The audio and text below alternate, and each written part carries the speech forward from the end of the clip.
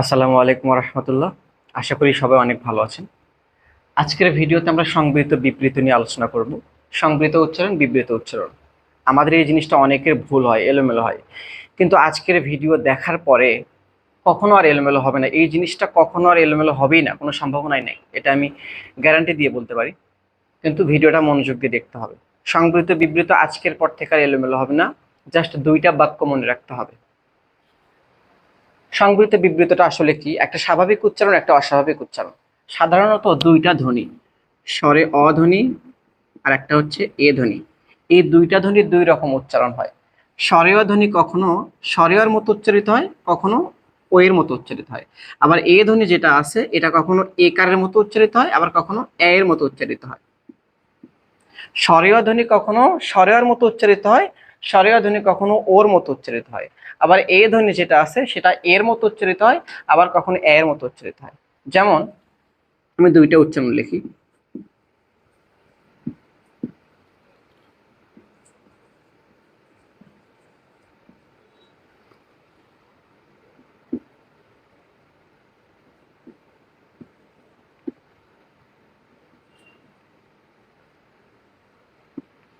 দুইটা উচ্চারণ লিখছি, একটু খেয়াল করতে হবে মনোযোগ দিয়ে। এখানে আমি লিখছি কি? অতীত। এখানে লিখছি অসমতল। এখানে লিখছি দেখা, এখানে লিখছি শেখা। এখন কথা হচ্ছে, আমি লিখছি কি? অতীত। লিখছি কি? অতীত লিখছি, কিন্তু উচ্চারণ কি অতীত করি না অতীত? আমরা কি বলি অতীতকাল নাকি অতীতকাল? অবশ্যই অতীত। তাহলে এখানে অধ্বনি আছে, কি ধ্বনি আছে? অধ্বনি আছে। তাহলে আমি কিন্তু উচ্চারণ অতীত করতেছি না, অতীত। দেখেন ঠোঁটটা একটু গোল হয়ে আসতেছে, অতীত কিন্তু করতেছি না, উচ্চারণ করতেছে কি? অতীত। তাহলে এখানে অয়ের উচ্চারণটা কিসের মতো হচ্ছে? ও এর মতো হচ্ছে। আর এখানে কি? অসমতল। এটাকে আমরা বলি ও সমতল বলি নাকি অসমতলই বলি?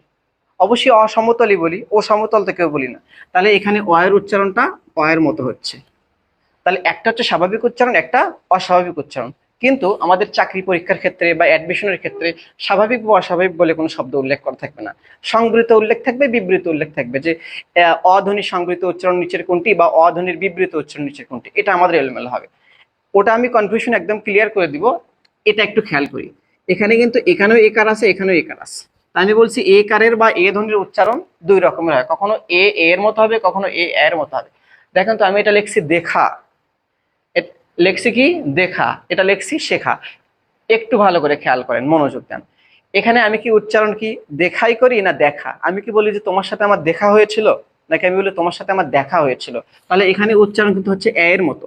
কিন্তু এবার একটু খেয়াল করেন, দুইটা জিনিস দেখতে একই কিন্তু উচ্চারণে পার্থক্য। কেন পার্থক্য হচ্ছে এগুলো আমরা পার্ট বাই পার্ট আলোচনা করব। আশা করি তখন একদম পানির মতো ক্লিয়ার হয়ে যাবে। এখন দেখেন, এখানে লেখছি দেখা, উচ্চারণ করলাম দেখা। তাহলে এখানে শেখা, তা আমি কি উচ্চারণ করি শেখা? না, আমি উচ্চারণ করি কি? শেখা। যে আমার এই অঙ্কটা শেখা হয়েছে। আমি তো বলি না যে আমার এই অঙ্কটা শেখা হয়েছে। তাহলে এখানে এর উচ্চারণ কিসের মতো হচ্ছে? এর মতোই হচ্ছে। তাহলে একটা স্বাভাবিক উচ্চারণ হচ্ছে, একটা অস্বাভাবিক উচ্চারণ হচ্ছে। তাহলে আমি স্বাভাবিক অস্বাভাবিক আমাদের পরীক্ষা দিবেন, আমাদের দিবে সংবৃত উচ্চারণ, বিবৃত উচ্চারণ কোনটা।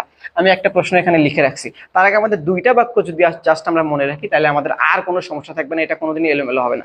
দুইটা বাক্য, সে বাক্য দুইটা কি? এখন, এ সময়ে, সংবাদ। এটা একটা বাক্য। এখন আরেকটা লিখলাম, অজগর অনেক বাংলাদেশ। এখন দেখেন, এখানে এখানের এখনের এ, তাহলে এ ধ্বনি, এ সময়ের এ, তাহলে এ ধ্বনি যদি এর মতো উচ্চারিত হয়, এ ধ্বনি যদি এর মতো স্বাভাবিক উচ্চারণ হয়, সেটাকে সং মানে আমরা মনে রাখবো সংবৃত। সং মানে কি? সংবৃত। সেম ভাবে অজগরের অ, অ ধ্বনি যদি কিসের মতো উচ্চারণ হয়? অ এর মতো উচ্চারণ হয়, স্বাভাবিক উচ্চারণ হয়, সেটাকে আমরা বলবো কি? বতে বিবৃত। তাহলে এই দুইটা লাইন মনে রাখলে আমরা যে কোনো প্রশ্ন সলিউশন করতে পারবো, যদি একটু 1 মিনিট আমরা ঠান্ডা মাথায় থাকি। তাহলে একটু মনে করে দেয়, আবার এ ধ্বনি যদি এর মতো উচ্চারণে সংবৃত, তাহলে এ ধ্বনি যদি এর মতো উচ্চারণ তাহলে সংবৃত। তাহলে এ ধ্বনি যদি এর মতো হয়, তাহলে সংবৃতের বিপরীত কি? বিবৃত।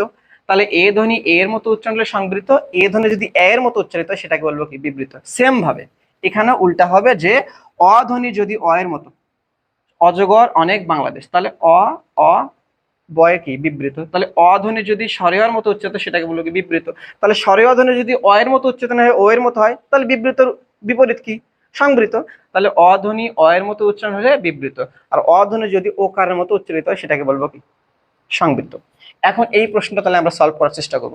বিভিন্ন চাকরি পরীক্ষার ক্ষেত্রে বা বিভিন্ন আমাদের অ্যাডমিশনের ক্ষেত্রে এই ধরনের একটা দুইটা প্রশ্ন থাকি। এটা আমরা কিভাবে সলভ করব এতটুকু বোঝার মাধ্যমে। আমি বলছি এ ধ্বনির সংবৃত উচ্চারণ নিচের কোনটি, এ ধ্বনির সংবৃত উচ্চারণ নিচের কোনটি। ক নম্বরে বলছি দেখা, খ নম্বরে বেলা, ক নম্বরে শেখা, ঘ নম্বরে তেমন। এখন আমাকে দেখতে হবে যে এ ধ্বনির সংবৃত উচ্চারণটা সংবৃত, তাহলে এ সময় এখন, এ সময় সংবাদ, তাহলে এ ধ্বনি যেখানে এর মতো উচ্চারণ হবে, এ ধ্বনি যেখানে কি এর মতো উচ্চারণ হবে, এর মতো না, এ ধ্বনি যখন একারের মতো উচ্চারণ হবে তখন সেটাকে বলবো সংবৃত। তাহলে আমাদের এই চারটা শব্দ দেখতে হবে কোথায় এ ধ্বনিটা আসলে এর মতো উচ্চারিত হচ্ছে।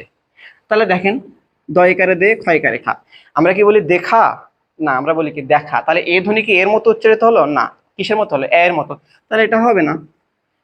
লেখছে কি বেলা, উচ্চারণ করি কি বেলা বলি নাকি বেলা, অবশ্যই কি বলি বেলা, বেলা ফুরিয়ে গেল, বেলা ফুরিয়ে যাচ্ছে, তাহলে এ ধ্বনি কি এর মতো উচ্চারিত হচ্ছে, না, তাহলে এটা আমাদের হবে না। তারপরে আমরা কি বলি তেমন বলি নাকি তেমন বলি, যেমন কর্ম তেমন ফল না যেমন কর্ম তেমন ফল, আমরা কি বলি তেমন, তাহলে ট্যা এর মতো হলো না, তাহলে এটা আমাদের কি ক্রস।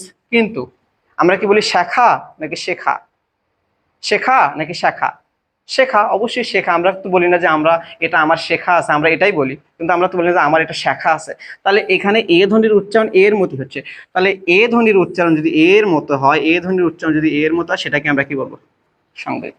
আর বাকি যে কটা উচ্চারণ সে কটা কি বিবৃত, কারণ এখানে এ ধ্বনির উচ্চারণ এর মতো না হয়ে কি হয়েছে এর মতো হয়েছে। তাহলে আশা করি এই দুইটা বাক্যকে আমরা যদি মাথায় রেখে যদি প্রশ্নটা একটু যাচাই করতে পারি তাহলে এটা আমাদের আর কোনোদিন সমস্যা আর হবে না। তো এতটুকু আজকের ভিডিও ছিল, তারপরেও যদি বুঝতে অসুবিধা হয় কমেন্ট বক্সে অবশ্যই জানাবেন, আমি আমার সাধ্য থেকে চেষ্টা করব সমাধান দেওয়ার।